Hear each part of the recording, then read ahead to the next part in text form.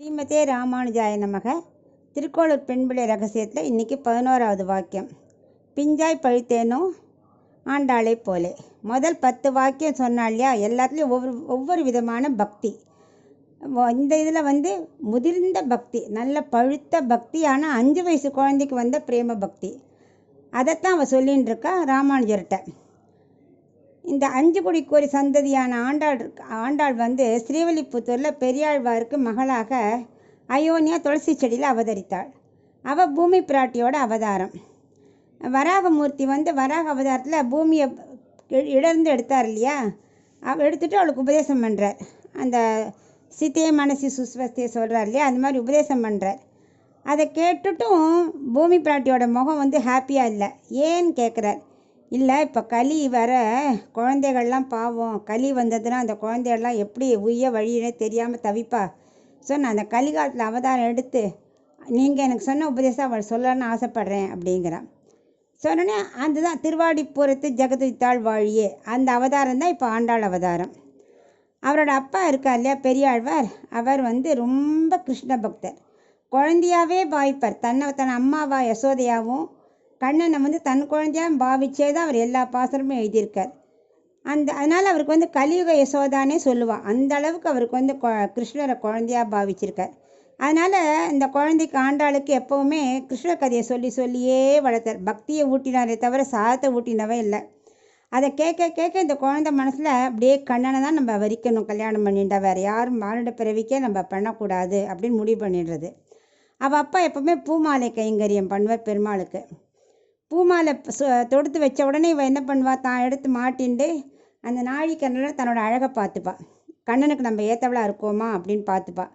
அவள் தான் சூடி கொடுத்த சுடற்கொடியாச்சே, பகவானுக்கு அது ரொம்ப பிடிக்கும். அவள் சூடி கலந்த மாலையை தான் அவர் வேணும்னே ஆசைப்படுவார். அந்த அளவுக்கு அவருக்கும் இவன் மேலே ரொம்ப பிடிக்கும். அப்போ ஒரு நாள் அவள் அப்பா கல்யாணத்தை பற்றி பேசும்போது, அப்பா நான் மானிட பிறவிக்கெல்லாம் கல்யாணம் பண்ணிக்க முடியாது, எனக்கு கண்ணன் தான் வேணும், அதுக்கு நான் என்ன வழி பண்ணணும்னு சொல்லுப்பா, என்ன பண்ணணும்னு சொல்லும்பா. அப்போ பெரியாழ்வார் சொல்வார், ஆயர்பாடியில் அந்த காலத்தில் கார்த்தியாயினி விரதம் அந்த பெண்கள்லாம் 30 நாளைக்கு இருந்து கண்ணனையே நினச்சி விரதம் இருந்தாம்மா, நீ அதை மாதிரி இந்த இடத்துல நீ 30 நாள் விரதம் இரு, அதிகாலையில் எழுந்து எல்லாம் பண்ணுன்னு சொல்லுவார். அது அப்படியே ரொம்ப ஸ்ரத்தையாக உள்ள மனசில் வாங்கிண்டு அந்த ஸ்ரீவில்லிபுத்தூரையே ஆயர்பாடியாக மாற்றி தன்னை ஒரு ஆயர் பெண்ணாகவே இடைச்சியாகவே மாற்றிண்டு தன் தோழிகளெல்லாம் எழுப்பி 30 நாள் விரதம் இருந்து திருப்பாவைங்கிற பாசுரத்தை பாடினான். அது வேதத்தோட சாரத்தையே பிழிஞ்சு கொடுத்தது தான் அந்த திருப்பாவை. ரொம்ப எளிமையான தமிழ். பிரபந்தம் விட எல்லாருக்கும் வராது, ஆனால் திருப்பாவைன்னா தெரியாதவாளே கிடையாது, எல்லாராலையும் பாட முடியும்.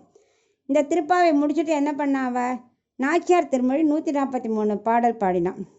அதில் ஒரு பாசுரம், நாறு நரும் பொழில் மாலிரும் சோலை நம்பிக்கு நான் 100 தடாவில் வெண்ணெய் வாய் நேர்ந்து பராவி வைத்தேன், 100 தடா நிறைந்த அக்கார அடிசில் சொன்னேன்னு வருது.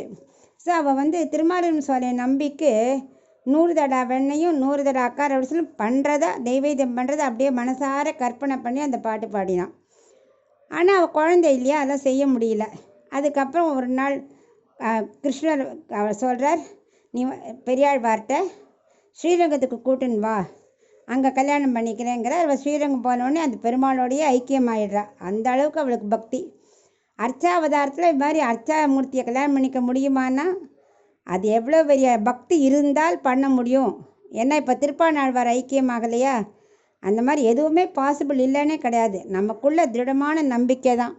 நம்ம என்ன பண்ணுறோம், விளக்கேற்றுறோம், ஸ்லோகம் சொல்கிறோம், எல்லாம் பண்ணுறோம், நைவேத்தியம் பண்ணுறோம், எல்லாம் பண்ணுறோம். ஆனால் உள்ளார்த்தமாக செய்கிறோமான்னு பார்த்தா இல்லை. அது நம்ம ரொட்டீன் ஒர்க் மாதிரி பண்ணின்னு இருக்கோம்.